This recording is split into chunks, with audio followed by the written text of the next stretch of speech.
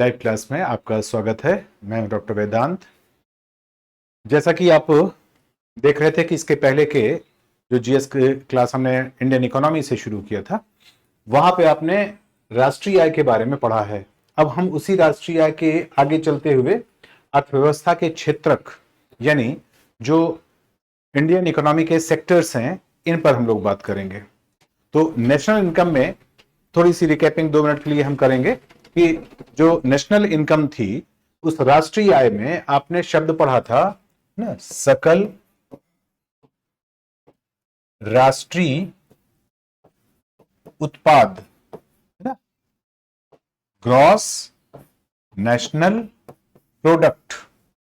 ये जो gross national product या सकल राष्ट्रीय उत्पाद था, इसमें हम पूरे भारत क्षेत्र के जितना कुछ भी घरेलू उत्पादन है और साथ साथ जो विदेशी प्राप्तियां हैं, यानी जो हमारे लोग बाहर काम करते हैं, उनके माध्यम से जो कुछ आय सृजित होती है और यहां भेजी जाती है, वो सब कुछ मिला करके हमारा जीएनपी बनता था।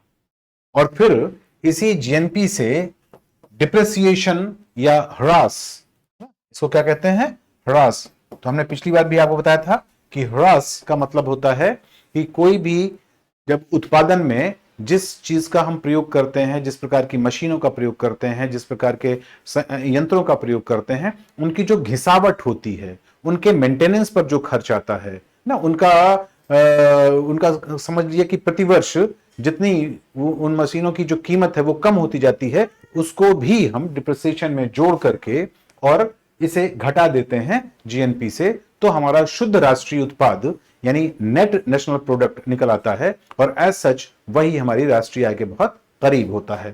खैर, तो हम आगे आपको बताने वाले थे कि इसमें मुद्दा किस चीज का है, उत्पादन का है।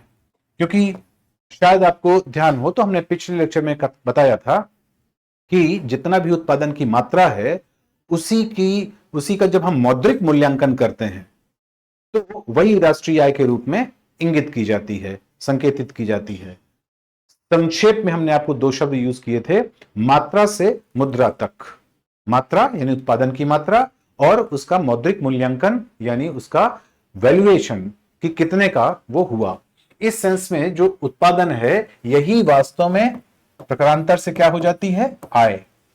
आज हमको देखना है कि ये आखिर उत्पादन कहां कहां से आता है। ठीक है, इसी को कहा जाता है अर्थव्यवस्था के क्षेत्र या अर्थव्यवस्था के क्षेत्रक ना। इंग्लिश में इसको कह सकते हैं सेक्टर्स ऑफ इकोनॉमी, है ना। तो ये किसी भी इकोनॉमी का जब सेक्टोरियल यानी उसका क्षेत्र वाइज, उसका जब हम उसके सेगमेंट वाइज, उसके अलग अलग पार्ट वाइज जब हम उसका विश्लेषण करते हैं तो वो हो जाती है सेक्टोरियल इकोनॉमी। तो वहां पर ध्यान रखना है कि इसी उत्पादन के क्षेत्र देखना है। तो ये उत्पादन कहां कहां से आते हैं, अब इस बात को थोड़ा सा ध्यान दीजिए। तो कहा गया कि ये आते हैं सबसे पहले प्राथमिक क्षेत्र से। ठीक है, तो पहला क्षेत्र होता है प्राथमिक क्षेत्र। अब ये प्राथमिक क्षेत्र क्या है, प्राथमिक क्षेत्र वो है जो सीधे नेचर से हमको उपलब्ध होता है, जिसमें जो कुदरत ने, प्रकृति ने हमें उपलब्ध कराया है, वस्तुतः उस प्रकार की जो चीजें हैं उन्हीं को हम प्राथमिक उत्पाद कहते हैं।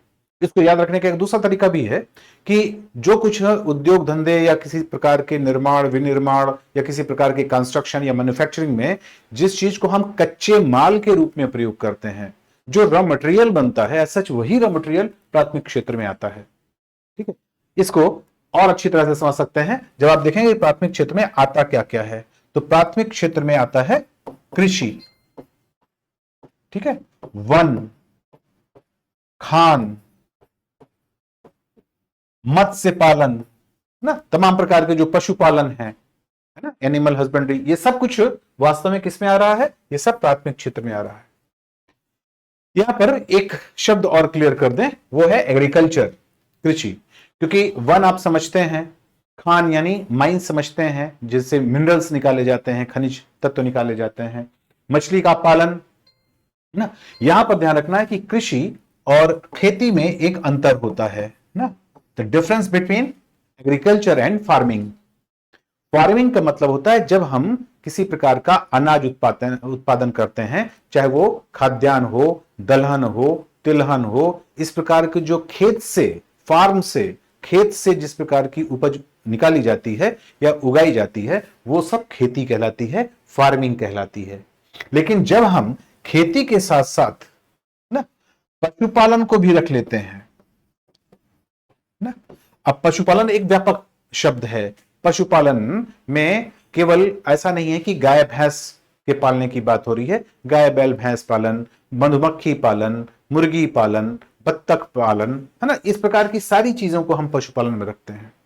और साथ ही साथ खेती और पशुपालन के साथ साथ जो हम रख लेते हैं इसमें तमाम प्रकार की ऐसी खेती जो फूलों की होती है, सब्जियों की होती है ना।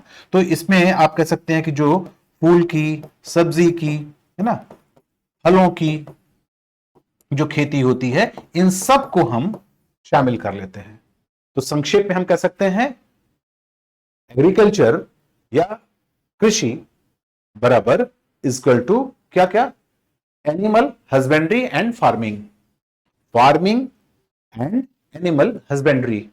ठीक है, अब इसको अगर हम हिंदी में कहें तो क्या कहेंगे कि वास्तव में कृषि के अंतर्गत खेती बाड़ी आती है, खेती बाड़ी के साथ साथ हर प्रकार का पशुपालन, सब्जी की खेती, फूलों की खेती, फलों की खेती, यानी एनिमल हस्बेंड्री, ये सब मिला करके कृषि बनता है। तो कृषि का जो कॉन्सेप्ट है वो थोड़ा व्यापक कॉन्सेप्ट है। ये सब का सब अर्थव्यवस्था में प्राथमिक क्षेत्र के अंतर्गत आते हैं, प्राइमरी सेक्टर के अंतर्गत आते हैं।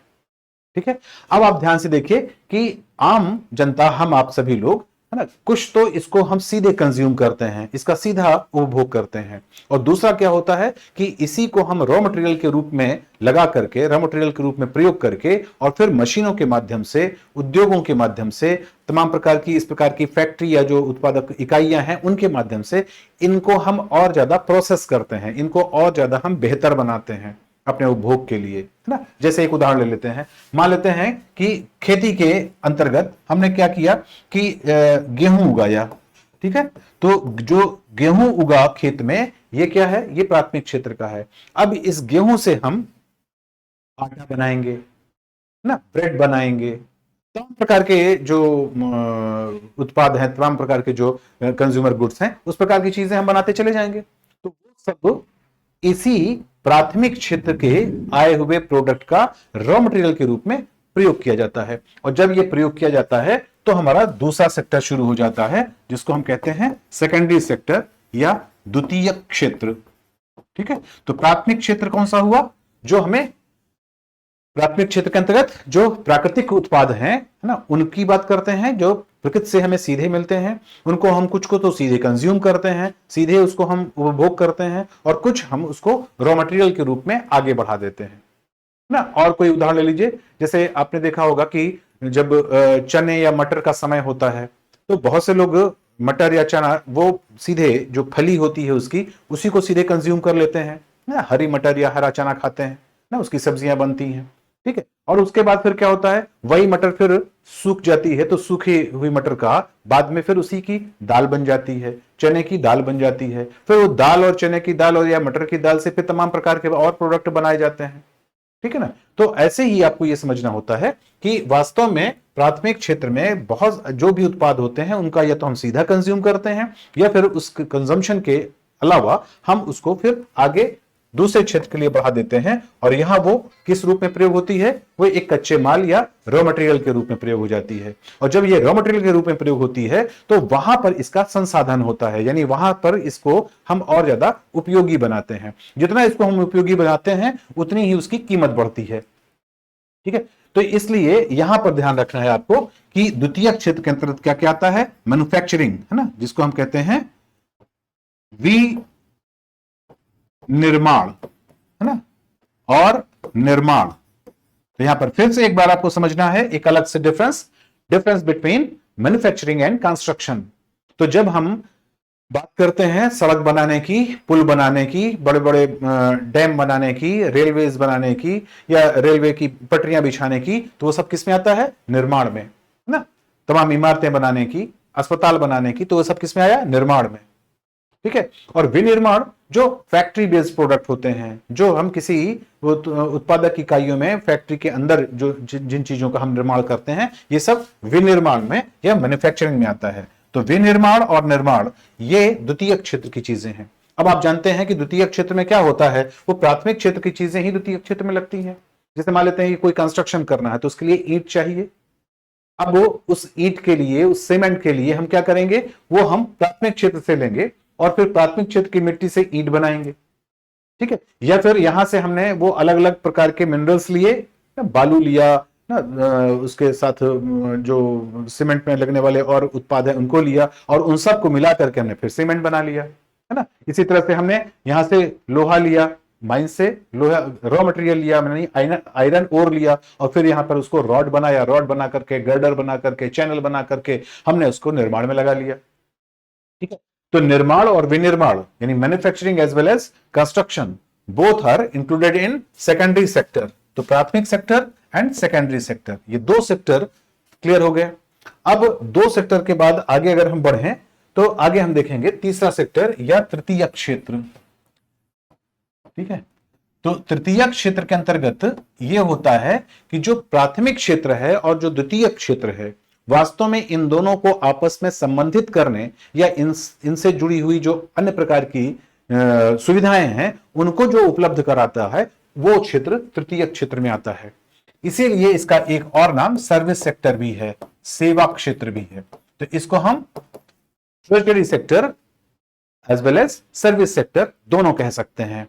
तो इसको सेवा क्षेत्र या सर्विस क्षेत्र कहते हैं। इसमें क्या आता है, अब इसमें आप देखिएगा कि जो जो चीजें आती हैं वो देखिए कि प्राइमरी सेक्टर और सेकेंडरी सेक्टर दोनों को आपस में मिलाने का काम करती हैं, इनको आपस में जोड़ने का काम करती हैं। जैसे संचार, जैसे ट्रांसपोर्टेशन, परिवहन, ना, जैसे बीमा, है ना, बैंकिंग, पर्यटन, ये सब की सब चीजें जो हैं वो टर्शियरी सेक्टर में आती हैं। यहां पर इस बात का जरूर ध्यान रखिएगा कि इस पर जो सवाल आते हैं वो किस तरह के आते हैं और क्या क्या चीजें इसके साथ घूमती रहती हैं, ठीक है। जैसे इसमें अभी हमने डाला टूरिज्म, तो आपसे सवाल इस तरह का बन सकता है कि उन्होंने कह दिया, मतलब पेपर में पूछ लिया गया कि पर्यटन ये अर्थव्यवस्था के किस क्षेत्र का है। अब आप यहां पर अपना दिमाग लगाइए कि क्या पर्यटन ना वो प्रकृति का पर्यटन होता है, लेकिन पर्यटन वो वास्तव में कोई नेचुरल ना ऐसा प्रोडक्ट नहीं है, जैसे कि कोई फार्मिंग की जा रही हो, कोई किसी प्रकार का पशुपालन किया जा रहा हो या एनिमल हस्बेंड्री की जैसे कोई काम किया जा रहा हो ना। पर्यटन स्थल जरूर प्राकृतिक होते हैं, लेकिन जब तक उनका हम विकास नहीं करते हैं वो पर्यटन स्थल पॉपुलर नहीं हो पाते हैं, उनकी पॉपुलरिटी या उनका कह सकते हैं कि उनकी मार्केटिंग नहीं हो पाती है। तो पर्यटन यहां पर कौन सा सेक्टर हुआ, टर्शियरी सेक्टर हुआ, ठीक है।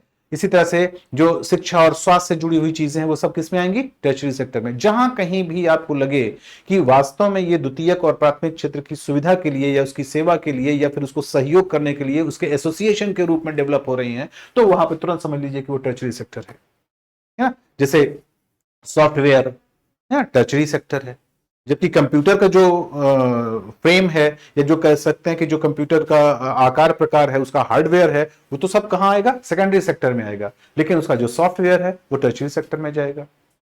जैसे इस वक्त हम लोग आपस में लाइव हैं, तो जिस डिवाइस के माध्यम से हैं वो तो सेकेंडरी सेक्टर का है, लेकिन जिन वेवलेंथ्स के माध्यम से हैं, जिस प्रकार की रेडियाई जो लहरें हैं उनके माध्यम से हैं, जिस प्रकार के नेटवर्क के माध्यम से हैं, वो टर्शियरी सेक्टर का है, ठीक है। इस तरह के उदाहरणों से समझ सकते हैं आप। तो संचार, परिवहन, बीमा, बैंकिंग, पर्यटन, ये सब टर्शियरी सेक्टर है। तो ये तीन सेक्टर एक बार फिर से हम क्लियर कर दें कि प्राथमिक क्षेत्र में जो प्राकृतिक जो सीधे सीधे रॉ मटेरियल होता है, प्रकृति उत्पाद होता है, सबसे जो क्रूड प्रोडक्ट होता है वो आता है प्राथमिक क्षेत्र में। जब उसको हम थोड़ा और बेहतर बनाते हैं, उसको और संसाधित करते हैं, उसको थोड़ा और ज्यादा हम उपयोगी बनाते हैं, उसको हम और ज्यादा रिफाइन करते हैं, तो वो सेकेंडरी सेक्टर में आ जाता है। और फिर जब इन सेक्टर्स को लेकर के जो इनके परिवहन से जुड़ी हुई, इनके कैपिटल फॉर्मेशन से, इनकी पूंजी से जुड़ी हुई इनसे जो संस्थाएं होती हैं, उन सारी संस्थाओं का या उस प्रकार की गतिविधियों को हम किसमें रखते हैं, टर्शियरी सेक्टर में, ठीक है। नॉर्मली यही तीन सेक्टर आपको अर्थव्यवस्था के अंतर्गत बताए जाते हैं, लेकिन आजकल दो सेक्टर और ज्यादा सामने आने लगे हैं और उनकी भी एक अपनी अलग टाइप की पॉपुलरिटी हो रही है। यहां पर हम आपको ध्यान दिला दें, जैसे आप इंडियन पॉलिटी में पढ़ते हैं तो इंडियन पॉलिटी में आप पढ़ते हैं कि जो हमारा लोकतंत्र होता है, जो संसदीय लोकतंत्र होता है, इस लोकतंत्र के 3 बेसिक पिलर्स हैं, है ना? विधायिका, कार्यपालिका, न्यायपालिका, है ना? विधायिका यानी संसद वगैरह, कार्यपालिका यानी मंत्रिपरिषद वगैरह, यानी जो उस कानून को लागू करती है, और तीसरी न्यायपालिका यानी जुडिशरी।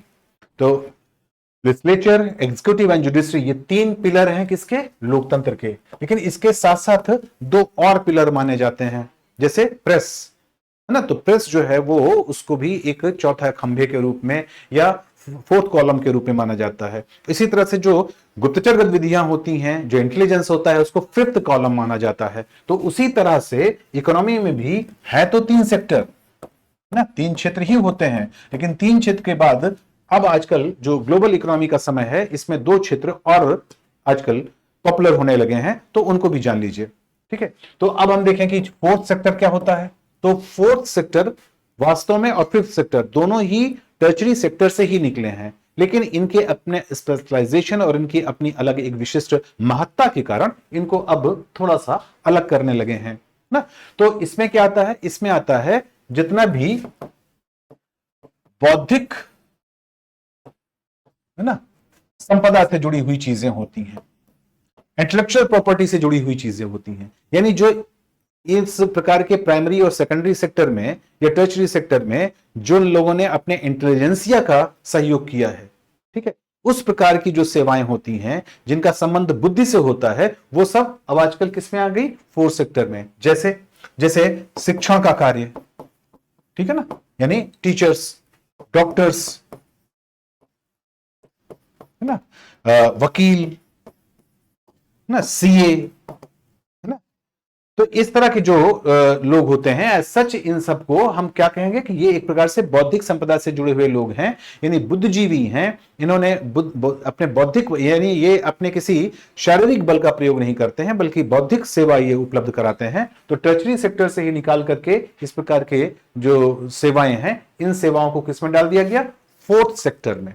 ठीक है, इसी प्रकार से जो 5th सेक्टर है, इसमें जो कंपनी है और जो प्रशासनिक प्रशासन है, उस प्रकार के जो प्रशासनिक अधिकारी या कंपनी के वाणिज्यिक अधिकारी होते हैं, जैसे सीईओ हुआ ना, डायरेक्टर्स हुए, मैनेजिंग डायरेक्टर्स हुआ, या फिर जो सेक्रेटरी हैं, या जो इस प्रकार के ब्यूरोक्रेट्स हैं ना, ये सारे जो प्रशासनिक, है ना, कह सकते हैं कि जो प्रशासनिक अधिकारी हैं, या फिर जो कारपोरेट्स के अधिकारी हैं, जो तमाम प्रकार की जो फर्म हैं, कंपनियां हैं, है ना, इन कंपनियों के जो अधिकारी हैं ना, कॉर्पोरेट ऑफिसर्स, इस प्रकार के कॉर्पोरेट एंड एडमिनिस्ट्रेटिव ऑफिसर्स को हम किस में डाल देते हैं?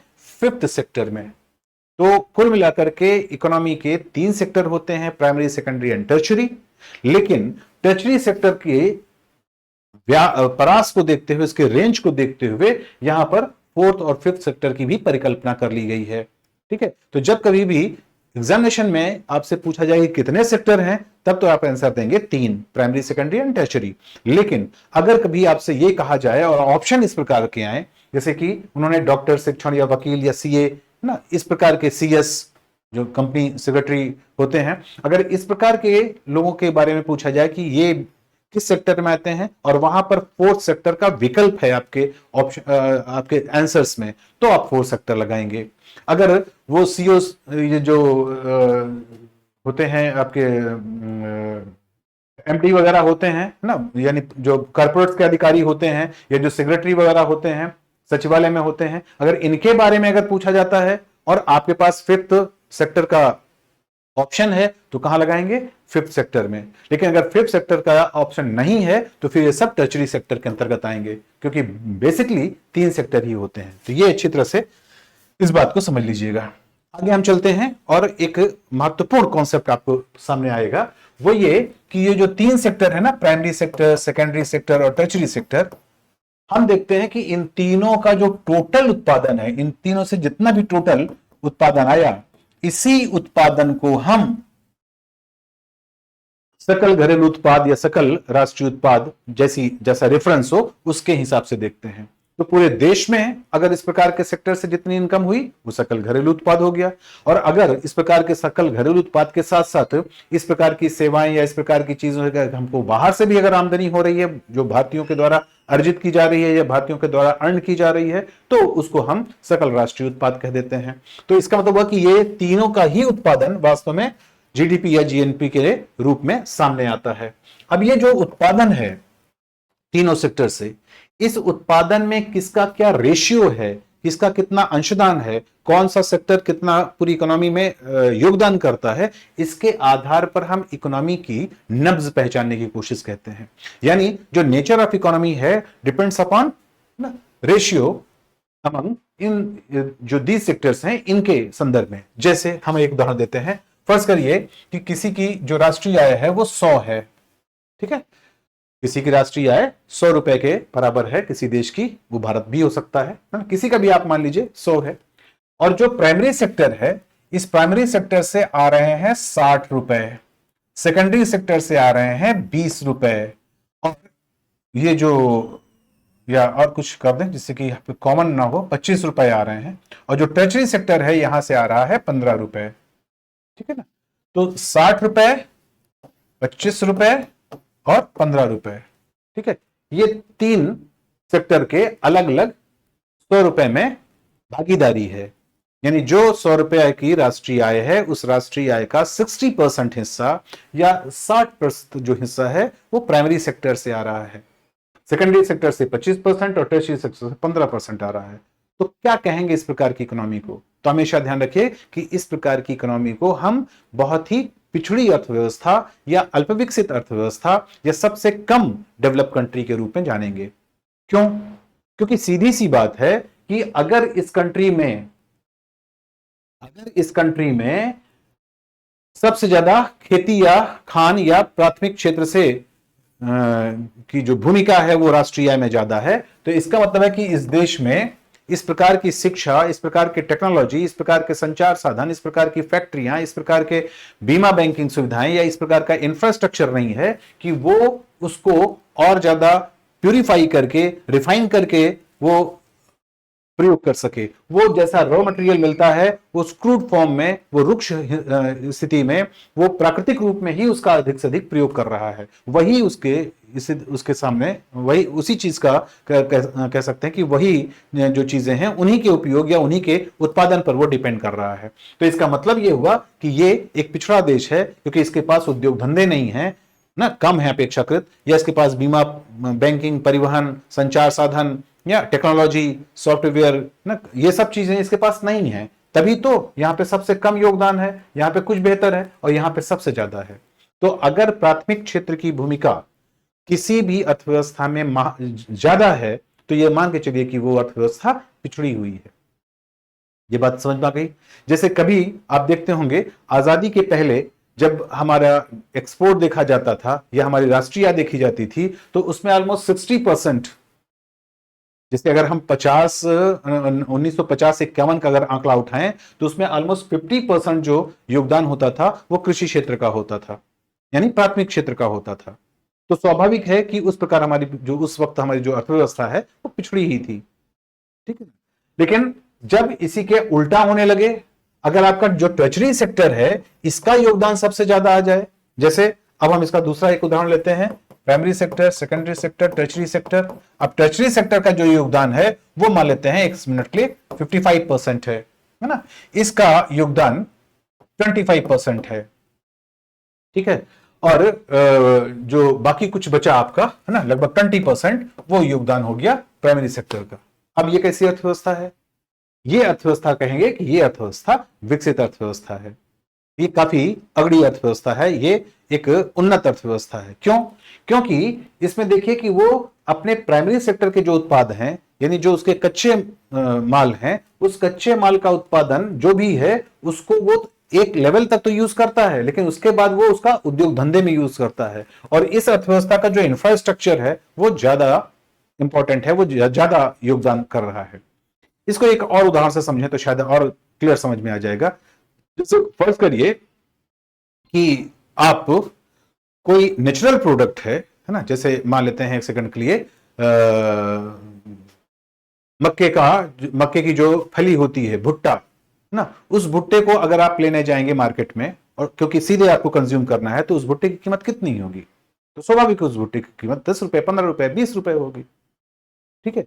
लेकिन अगर उसी भुट्टे का अगर आटा बना करके और उस भुट्टे की रोटी बना के बेची जाए, तो निश्चित रूप से वो रोटी 50 रुपए की हो जाएगी। समझ में आ रही है? लेकिन ये रोटी बेचने के लिए, इस भुट्टे को संसाधित करने के लिए, इस भुट्टे को